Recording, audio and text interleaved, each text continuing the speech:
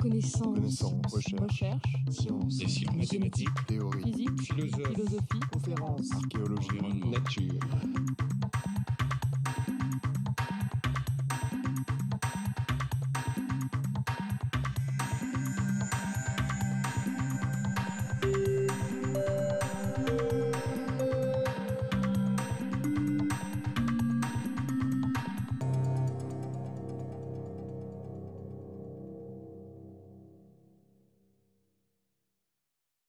Nous allons reprendre.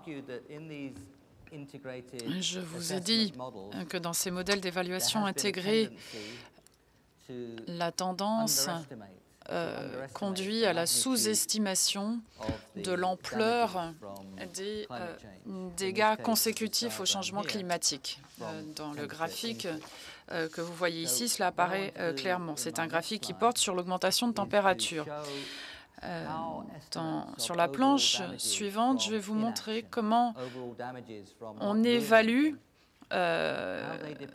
les dégâts issus de l'inaction et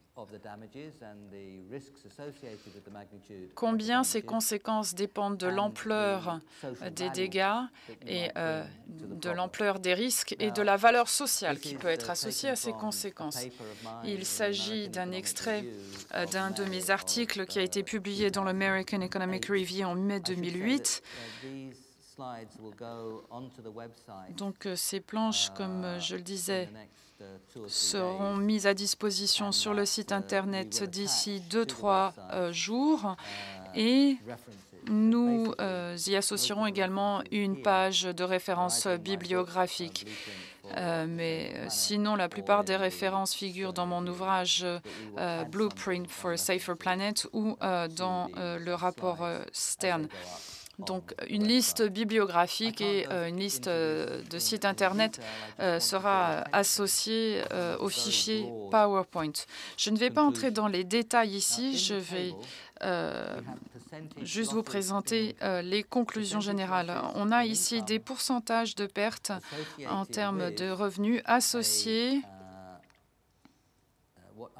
à ce que j'appelle gamma ici, l'exposant de la fonction de dommage ou de dégâts. Il s'agit d'un paramètre qui mesure la vitesse d'augmentation des dégâts avec la température, l'augmentation de température. Donc, à partir de la colonne de gauche, 3 supérieur à 2, 3 signifie que les dégâts s'accélèrent en fonction de l'augmentation de la température, 2 signifiant que les dégâts sont moins rapides associés à l'augmentation de température. Il s'agit donc d'une augmentation proportionnelle de température. Ici, vous avez notre état dont j'ai parlé tout à l'heure, quand j'ai parlé du taux d'actualisation. Donc, si l'on suit les 3 colonnes de gauche à droite, on est ici avec une croissance de l'économie et que l'on devient plus égalitaire, c'est-à-dire que l'on actualise un peu plus le futur, c'est-à-dire s'il y a une croissance économique. Et ici, à gauche, cela signifie que vous supposez que les dégâts sont plus importants au fur et à mesure de l'augmentation de la température. Ici, le chiffre 10,4%, c'est le pourcentage de pertes en consommation agrégée à l'échelle mondiale, donc pondéré dans le temps et en moyenne en fonction des différentes régions du monde et de différentes conséquences. Donc voici ce que signifie cette moyenne. Donc ici, une perte d'environ 10%. Et je voudrais aussi souligner le fait que ces pourcentages de diminution, donc ce sont des pourcentages, comme je le rappelle, qui sont des moyennes, sont très importants par rapport au coût de l'action dont je parlerai lors de la prochaine séance. Nous parlerons du coût de l'action, des politiques, etc. lors de du prochain cours. Mais si l'on veut réduire les risques du changement climatique de 1 ou 2 %, nous verrons quel sera le coût de l'action. Vous avez ici les conséquences en termes d'inaction. Si le coût de l'inaction semble faible ici, c'est parce que cela correspond à un état élevé et à des mesures de dégâts par rapport à l'augmentation de température qui sont relativement faibles. Pour ceux d'entre vous qui veulent examiner cela d'un peu plus près, et si vous avez un esprit très technique, vous pouvez également lire mon article dans l'American Economic Review qui a été publié en mai 2008. Ce que je veux souligner par ce tableau, c'est que ces chiffres sont effectivement élevés, qu'ils augmentent très rapidement avec notre paramètre gamma ici, en fonction de ce paramètre qui porte sur les dégâts en fonction de la température. Et tout ceci dépend de nos valeurs état. Mais quel que soit l'état, ces chiffres, ces pourcentages de pertes sont élevés. Donc, voilà pour les modèles d'évaluation intégrés et leur relation avec État. Maintenant, je voudrais affirmer ce théorème très simple. Je vais vous dire pourquoi je le fais dans quelques instants. Je ne vais pas le lire puisqu'il peut être résumé de façon très simple. La première partie de ce théorème nous dit que si l'on suppose un certain nombre de dégâts issus de l'inaction, donc on suppose qu'il y aura tant de dégâts, il y aura toujours un taux d'actualisation en préférence pure qui va supprimer ces dégâts. Donc, quelle que soit ma description des dégâts à l'avenir, je peux inventer une approche de taux d'actualisation de préférence pure pour dire que ces effets seront très faibles. Je peux dire que ces choses qui vont se passer à l'avenir ont peu d'importance, donc leurs conséquences, leurs effets seront très faibles. Deuxième partie. Si vous avez un taux d'actualisation de préférence pure déterminé et que vous êtes sûr de votre approche, il y aura toujours une modélisation des dégâts qui va pouvoir compenser de façon positive ce taux d'actualisation de préférence pure.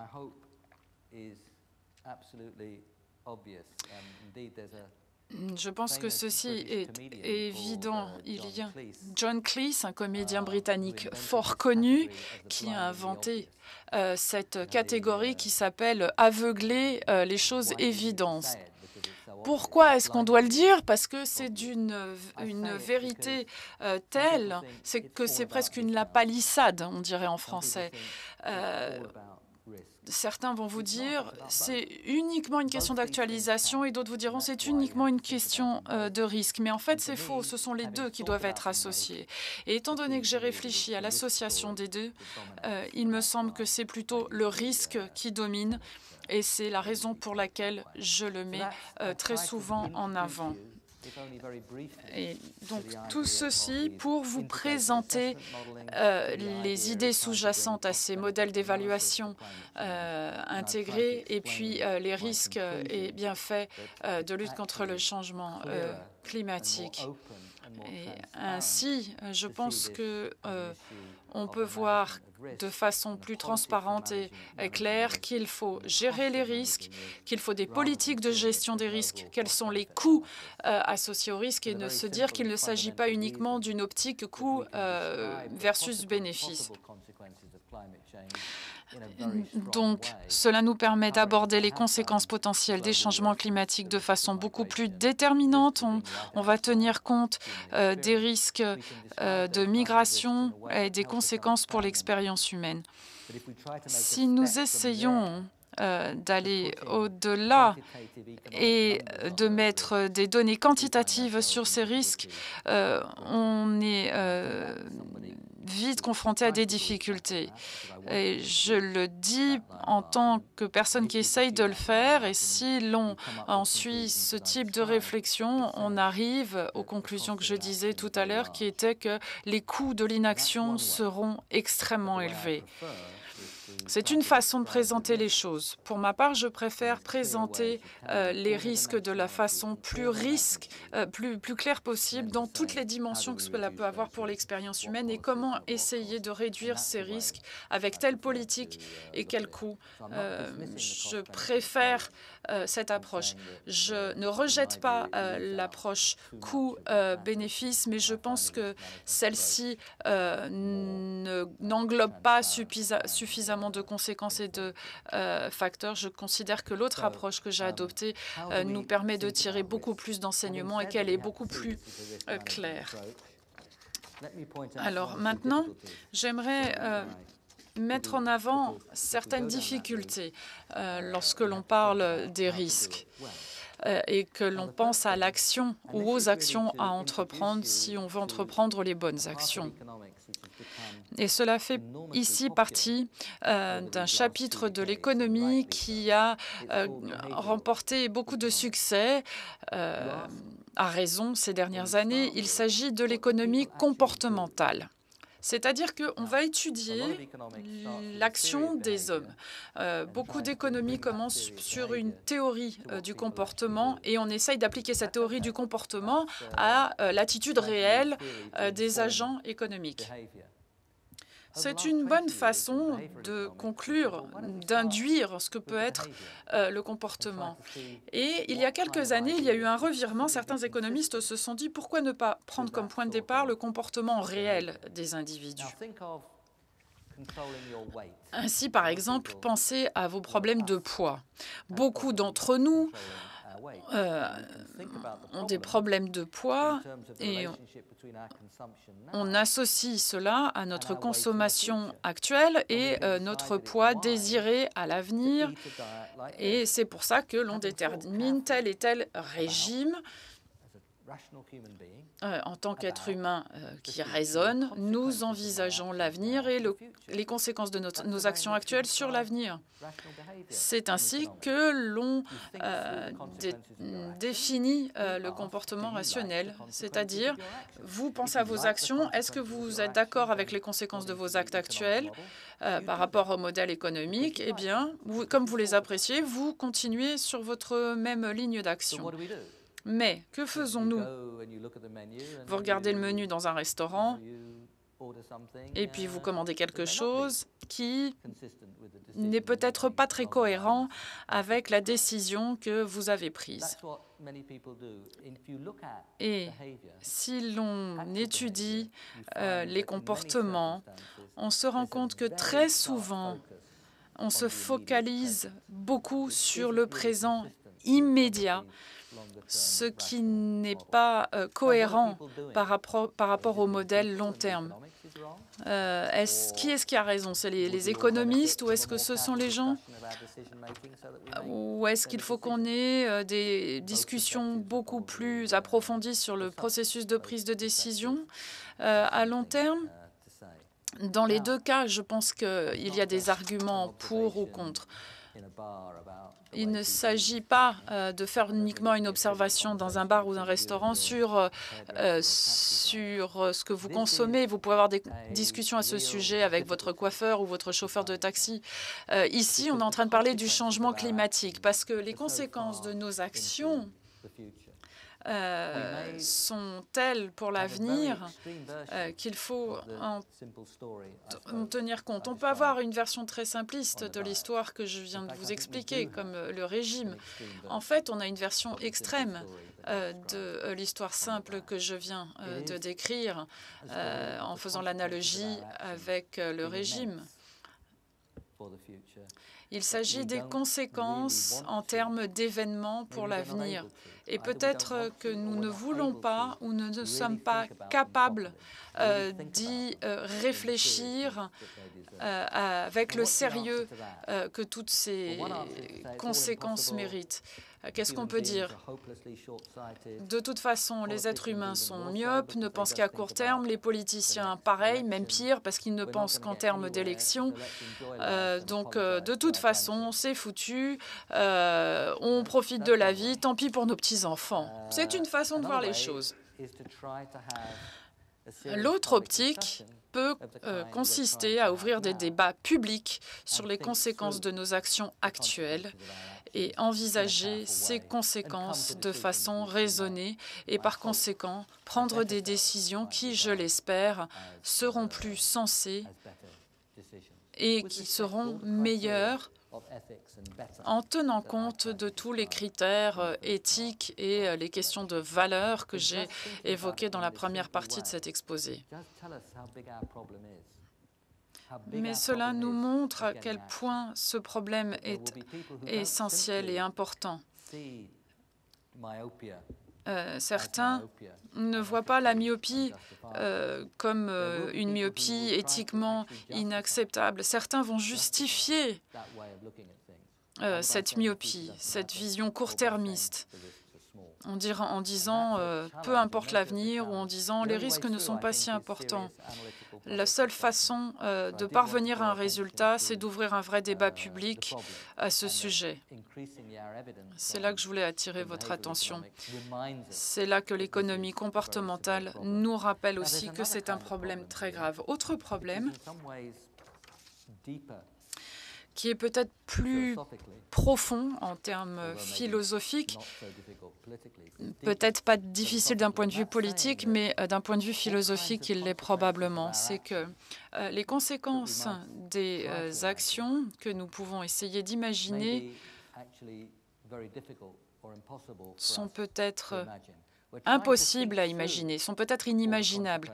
On essaye de penser à toutes les conséquences du changement climatique, mais en fait, nous courons le risque de conséquences que nous ne parvenons pas à comprendre et à imaginer. On parle de 5 degrés Celsius de plus sur la planète, ce que la planète n'a pas connu pendant 30 millions d'années. Comment est-ce que les décideurs vont pouvoir dire « voici les conséquences et voici ce que je pense des conséquences ». Peut-être que c'est trop difficile de percevoir, d'imaginer ou de comprendre ce que seront ces conséquences. Il est peut-être même très difficile, même si on parvient à imaginer ces conséquences, de les accoler à des probabilités. La gestion du risque est quelque chose de beaucoup plus direct et de beaucoup plus facile à comprendre lorsqu'on utilise les probabilités. Mais là, on a deux problèmes. On a des conséquences qu'on a du mal à imaginer parce qu'on ne sait pas ce qu'elles seront. Et puis, quand bien même pourrions-nous les décrire, il serait très difficile de les accoler à des chiffres, à des probabilités de façon formelle. C'est-à-dire l'outil que l'on utilise plus couramment pour la gestion des risques. Et le fait de ne pouvoir les associer à des probabilités est souvent appelé ambiguïté aujourd'hui ou l'incertitude, ce que l'économiste britannique Frank Knight a avancé. L'incertitude, c'est lorsque vous n'avez aucune idée de la probabilité, alors que l'ambiguïté, vous avez une petite idée. D'où ces deux approches économiques différentes. Mais c'est effectivement un chapitre très, très difficile et un problème épineux à traiter lorsque l'on parle du changement climatique.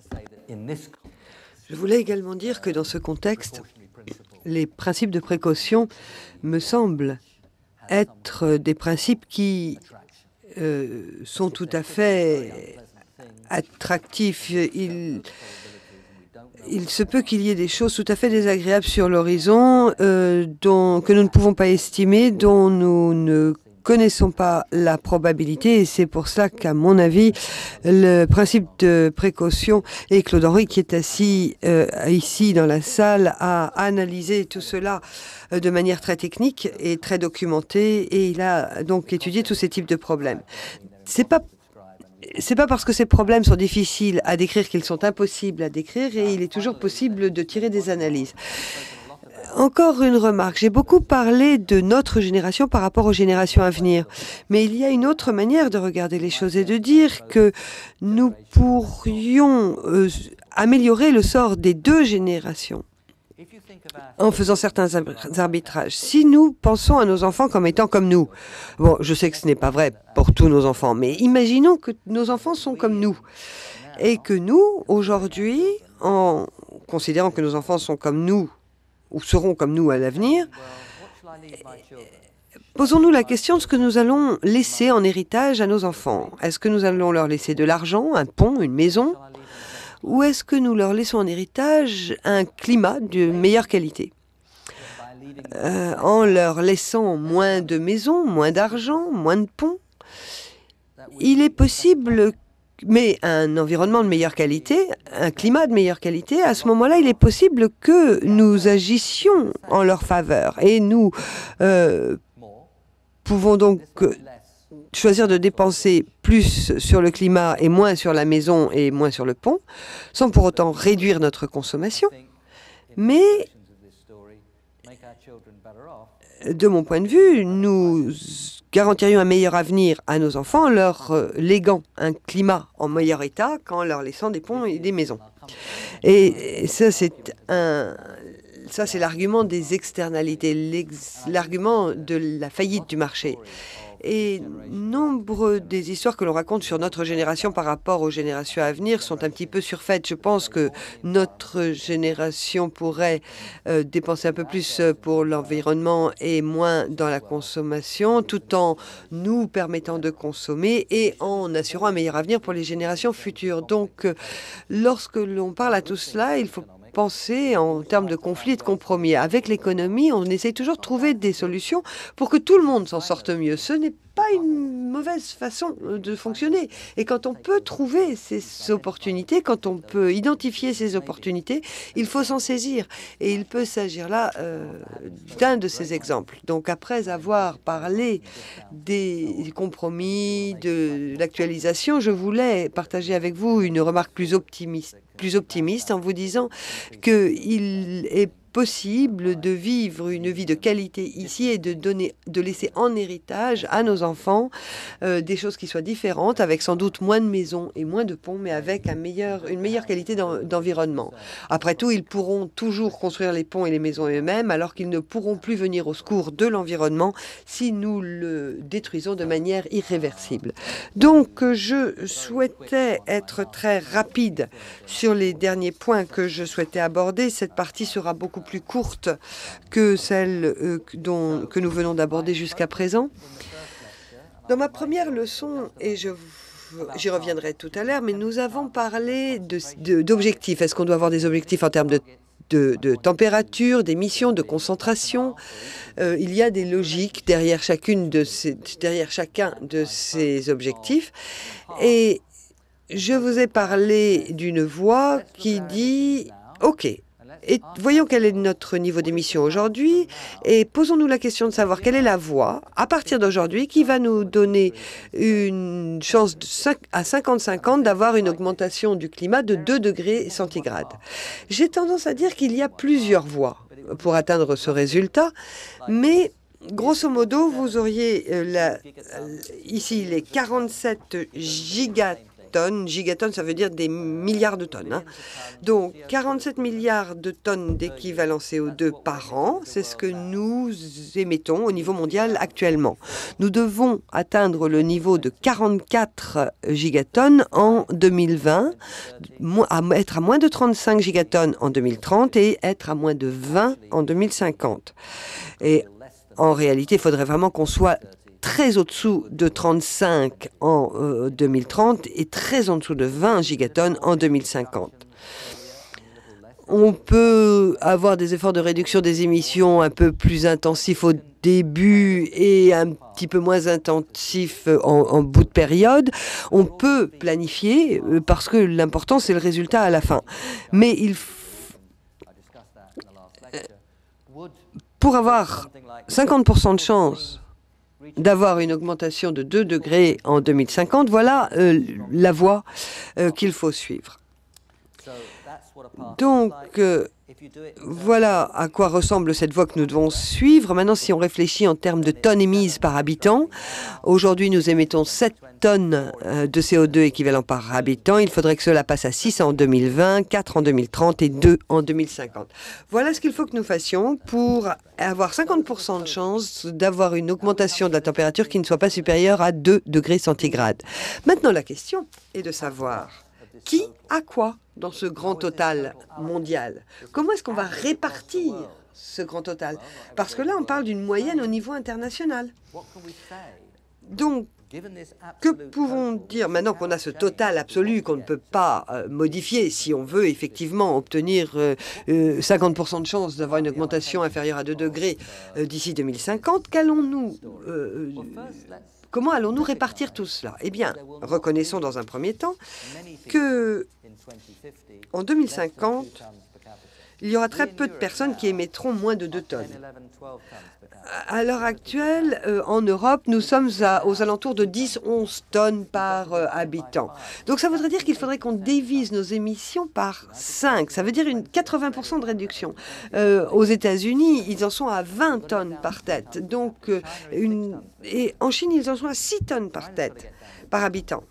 La Chine pourrait passer à 2 tonnes, l'Inde est au-dessous de 2 tonnes et l'Afrique est bien au-dessous, d'une émission de 2 tonnes par habitant. Mais vous voyez qu'au fur et à mesure des évolutions au niveau international et au fur et à mesure que le monde se développe, il ne restera plus beaucoup de personnes qui seront au-dessous du niveau de 2 tonnes par habitant. La moyenne, c'est la moyenne. Et vous ne pouvez pas avoir une classe où tous les élèves, ou vous ne pouvez pas avoir une génération où tous les enfants sont au-dessus de la moyenne. Une moyenne, c'est une moyenne. Donc, si vous n'avez pas beaucoup de personnes en dessous de la moyenne en 2050, ça veut dire qu'il y en aura beaucoup au-dessus. Donc, on peut prévoir raisonnablement que si nous voulons tenir ce niveau de 2 tonnes par habitant en 2050, il faudra que nous soyons tous aux alentours de 2 tonnes par habitant. Mais cela ne veut pas dire que tout le monde a le droit d'émettre 2 tonnes par habitant. Je fais simplement là une observation empirique. Il faut que nous atteignions ce niveau de 2 tonnes par habitant, voire inférieur, si nous voulons atteindre cet objectif d'une augmentation de 2 degrés. Mais si nous voulons l'atteindre, cela veut dire que la plupart d'entre nous seront aux alentours des 2 tonnes par habitant. Maintenant, qu'en est-il de cette histoire de droit à émission? Je vous ai démontré qu'il n'y avait aucun argument en faveur d'un droit à émettre. Reprenons cette question maintenant, justement, du droit. Il n'y a pas de droit à émettre, mais peut-être existe-t-il un permis à émettre. Et dans un système de marché, il se peut qu'il y ait des permis. Et maintenant, qui va émettre ces permis? Est-ce que ça fera partie d'un système administratif? Est-ce que ce sera intégré à des transactions financières? Donc, qu'en est-il de ces permis à émettre? Essayons de décrire un processus tel que celui-ci. Vous avez un parti mondial qui s'est mis en place à partir de 1850, quand la révolution industrielle a commencé à se développer et à utiliser des combustibles fossiles dans certaines parties du monde et à le faire de façon intense. Ce parti a donc démarré en 2050 et en 1850 et on va dire que c'est le parti des buveurs. Et ils ont commencé à boire de plus en plus à partir de la guerre mondiale, de la Deuxième Guerre mondiale et surtout après la Seconde Guerre mondiale. Et ce parti, en fait, ne s'est implanté que dans quelques régions du monde. Il s'est créé d'abord dans les régions les plus riches du monde. Et c'est là que les gens ont commencé à boire les premiers. Sauf qu'on se rend compte aujourd'hui qu'il y a une quantité limitée de boissons à boire au niveau mondial. Donc comment allons-nous répartir les quelques litres qui restent de notre capital de boissons? Est-ce que nous allons dire que ceux qui ont déjà bu beaucoup pendant longtemps, ont totalement épuisé leur droit à boire, et que ceux qui n'ont pas eu le droit de s'abreuver au réservoir ou qui ont très peu bu devraient avoir la priorité pour ce qui reste dans le réservoir. C'est un point de vue, c'est une façon de voir les choses. Et c'est d'ailleurs le point de vue des personnes qui viennent des pays les plus pauvres dans le monde, qui eux-mêmes ne faisaient pas partie de la fête et qui, on peut comprendre pourquoi ils adoptent cette position. En tout état de cause, ce sont des questions auxquelles on ne peut pas échapper. Il faut en débattre parce qu'on sait qu'il reste peu de liquide dans notre réservoir et qu'à un moment, il va bien falloir qu'on répartisse tout ça entre tout le monde. Mais qui va obtenir ce permis qu'on peut acheter et vendre? Ensuite, il y a un problème de distribution, de répartition des actifs financiers. Et je trouve que c'est plus facile d'illustrer cela en termes de distribution d'actifs financiers. Les permis, qui va les acheter, qui va les vendre, qui va les émettre, tout ça, c'est une discussion qui tourne autour des revenus et de la richesse. Vous émettez quelque chose qui a une valeur, à qui vous allez le donner? C'est le genre de discussion que l'on a quand on parle de fiscalité, de programmes de transfert de richesse. Et on dit que ce sont les plus pauvres qui devraient avoir le plus de droits au permis dans ce sens. Donc, c'est là la question que je voulais poser. Je pense que la manière dont j'ai posé la question vous permet de voir à tous très clairement comment j'envisage qu'on y réponde. Je pense que les pays les plus riches ont déjà bien bu et que je ne vois pas pourquoi ils auraient le droit de continuer à boire. Et si on donne les permis aux pays les plus pauvres, il me semblerait, d'un point de vue de l'équité, que nous procéderions à une répartition juste et équitable d'un actif financier. Cette discussion est intense et c'est cette discussion qui, dans l'essentiel, a empêché d'atteindre un accord à Copenhague. Il ne s'agit pas là d'une discussion strictement philosophique destinée aux professeurs du Collège de France. C'est là quelque chose de très important et que nous n'avons pas su traiter de manière suffisamment directe et suffisamment systématique. C'est une question qu'il faut poser, à laquelle nous devons trouver une réponse, mais qui, évidemment, d'un point de vue politique, est très compliquée et très complexe, et pour laquelle nous n'avons pas trouvé de solution directe et efficace. Donc, il s'agit d'une question de distribution, et c'est que nous essayons d'exprimer de façon aussi directe que possible en termes d'équité, tout en gardant le lien avec la structure scientifique des défis posés par le changement climatique. Je vous ai dit que pour moi, les droits à émettre n'ont aucun sens d'un point de vue éthique et philosophique. Il n'y a aucun droit à salir, à abîmer. Je pense que l'égalité des droits, ça ne compte pas pour ce qui est de l'environnement parce que il faut prendre l'histoire en compte. Et je pense que c'est une question qui ne relève pas de l'économie publique parce que en économie publique, quand on a suffisamment d'actifs, on distribue également entre riches et pauvres. Donc, ce n'est pas la manière traditionnelle de poser la question. Néanmoins, c'est une question que nous devons traiter. La dernière fois, je vous ai parlé des sceptiques par rapport à ce que je définis cela. Quand on définit une position, il est important de dire de quoi on parle. Et par sceptique, j'entends ces personnes qui argueraient du fait que nous ne devrions pas faire grand-chose aujourd'hui, que nous n'avons pas besoin d'agir contre le changement climatique. Pour moi, les sceptiques sont des personnes qui doutent que nous devions agir fortement contre le changement climatique. Donc, ils disent que nous ne devrions rien faire ou faire très peu de choses pour agir contre le réchauffement climatique. Ce n'est pas une question religieuse ou idéologique, c'est une question d'argumentation.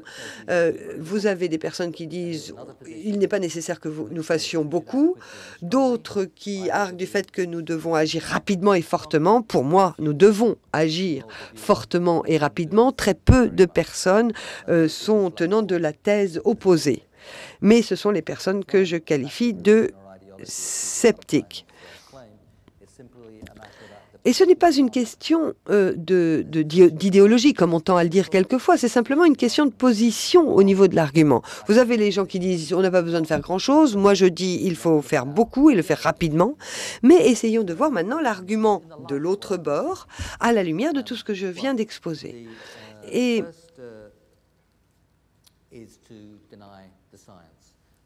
la première chose que je constate, c'est qu'il nie les éléments scientifiques. Je l'ai dit la dernière fois, je voulais simplement y revenir parce que c'est un élément clé de tout ce qui est les discussions au sein du GIEC, ou de l'IPCC en anglais, mais enfin en français, le GIEC. En fait, les rapports du GIEC, et là encore, je n'ai pas le temps d'y revenir en détail, mais vous avez environ 1 millier de pages, et ces travaux ont impliqué quelques milliers de scientifiques. Alors, sur 1000 pages, avec 1000 chercheurs, vous pouvez être sûr qu'il y aura quelques erreurs. Je ne sais pas combien d'erreurs il y a là-dedans, peut-être 10, peut-être 15, j'en sais rien. Je n'ai jamais, pour ma part, publié un seul article sans une seule faute de frappe ou une coquille d'édition. Vous avez beau vérifier, vérifier, vérifier, en bout de course, il reste toujours une erreur. Et ce genre de choses se passe également en sciences, comme dans toute activité humaine. La beauté de la démarche scientifique, c'est qu'on vérifie, on vérifie, on vérifie, on essaye d'être aussi transparent que possible, on demande à d'autres de vérifier, mais il reste des erreurs. Et c'est comme ça. Donc, si vous voulez être ouvert et transparent, et que vous découvrez des erreurs, il faut vous poser la question de ces erreurs. Est-ce que ces erreurs sapent les fondements de la science, comme Fourier l'a découvert à son époque dans les années 1850, quand il a commencé à faire de la physique ou de la chimie.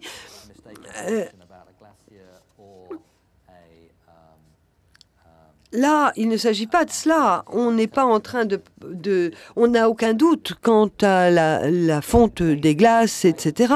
Les différentes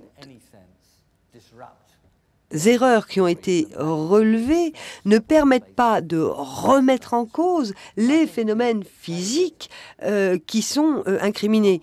Donc, si vous voulez nier le fait qu'il soit nécessaire si vous voulez nier le fait qu'il faut agir en prenant la science comme argument, il faut que vous soyez en mesure de dire j'ai les compétences suffisantes pour dire que le risque est petit.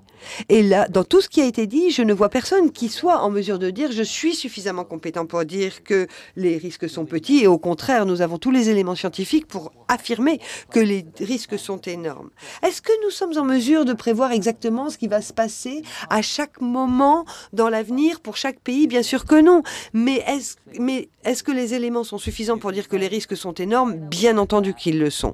Alors vous avez ceux qui vous diront ah mais l'être humain sait s'adapter. À chaque fois qu'il y a un changement, on sait s'adapter, on change nos façons de faire. Alors, oui, il y a des éléments de vérité là-dedans, mais les changements dont nous sommes en train de parler sont énormes. Est-ce que nous serons en mesure de nous adapter à ça? Ok, on va peut-être apprendre tous à nager. Certains d'entre nous pourraient déménager parce que, après tout, le sud de la France deviendra le Sahara, donc tout le monde reviendra dans le nord de la France. On peut effectivement agir là-dessus, mais est-ce qu'on peut faire passer un risque énorme au statut de risque minime? Non, bien entendu que non. Donc dire qu'on pourra s'adapter à tout ce qui va se passer, c'est évidemment une attitude tout à fait irréfléchie et déraisonnable par rapport à l'ampleur des risques que nous envisageons. Maintenant, si l'argument est de dire je me moque de ce qui se passe à l'avenir, ok, ça c'est un argument très clair en faveur de l'inaction. Je m'en fiche de l'avenir, moi je veux m'amuser. Maintenant, il est hors de question que je change ma façon de vivre. C'est une position que vous pouvez choisir d'adopter, je ne peux pas vous en empêcher. Je pense qu'on pourrait en discuter. Et je pense que nombre d'entre nous dans cette salle sommes d'accord pour dire que, d'un point de vue éthique, ce n'est pas un argument. Mais ceci étant, nous devons réfléchir à cette question, car nombre de personnes disent qu'ils se refusent à faire quoi que ce soit. Et moi, j'ai essayé de partager avec vous les arguments pour lesquels je pense que nous devons agir, mais c'est important de reconnaître l'argument des gens qui disent le contraire. Ensuite, maintenant, quelques indicateurs. Je voudrais dire quelques mots sur les indicateurs. Je travaillais avec Joseph Stiglitz l'autre jour, lorsque nous étions à la commission organisée par le président Sarkozy, lorsqu'il avait organisé une commission de travail sur les indicateurs. Je pense que nous avons eu une discussion tout à fait intéressante, que nous avons eue tous les deux à Paris. Et je voulais simplement dire ce qui suit. Les indicateurs devraient être basés sur ce qui est important pour nous.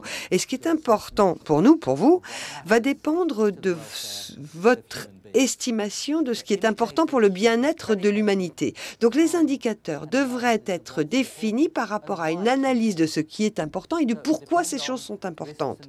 Donc tout va dépendre des risques et des valeurs ou de tous les sujets dont je vous ai parlé lors de la dernière leçon et de cette leçon. Donc les indicateurs doivent traiter des risques et des valeurs. L'un des problèmes avec les indicateurs que nous avons développés jusqu'à présent en économie, et particulièrement en économie d'ailleurs, c'est que le risque n'a jamais été au centre de la scène. Or, aujourd'hui, je pense que nous devons identifier des indicateurs économiques qui vont remettre le risque au centre de la scène. Les risques sur les marchés financiers, les risques de catastrophes, d'une manière ou d'une autre, et les risques qui sont associés au changement climatique. Donc, l'une des conclusions à laquelle nous sommes parvenus dans le cadre de la commission Stiglitz-Stern-Sarkozy, c'était que les risques devaient être au centre de la scène. Et c'est là que c'est un peu comme un tableau de bord dans une voiture. Quand vous avez une voiture avec un tableau de bord, j'ai oublié le mot en français, c'est tableau de bord. Donc le tableau de bord, sur le tableau de bord, vous avez quelques indications. Vous n'avez pas toutes les informations sur tous les aspects du moteur de votre voiture. Bien entendu que ces aspects sont importants. En revanche, ce que vous avez, ce sont quelques points clés qui identifient des risques.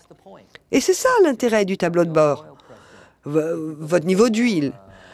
Vous avez un indicateur qui vous dit si vous avez une portière d'ouvert, si vos phares ne fonctionnent pas. Là, ce sont des éléments de risque. Et ça, c'est un bon modèle. Et ce dont nous avons besoin en statistiques publiques, ce sont plus d'informations sur les risques. Je souhaite vous présenter des excuses. J'en ai terminé de mes diapositives, mais je n'ai pas gardé de temps pour les questions. Ce que je suggère que nous fassions la prochaine fois, afin de ne pas recommencer cette erreur, c'est que, et je sais que certains parmi vous brûlent d'impatience de me poser une question, mais je vous propose de la noter, de la garder pendant 15 jours, et je vous promets que la prochaine fois, je vais faire une pause à mi-conférence, de telle sorte que je pourrai répondre à vos questions à mi-leçon et que je ne courrai plus le risque de ne plus avoir le temps en fin de leçon. Merci à tous et à la prochaine fois.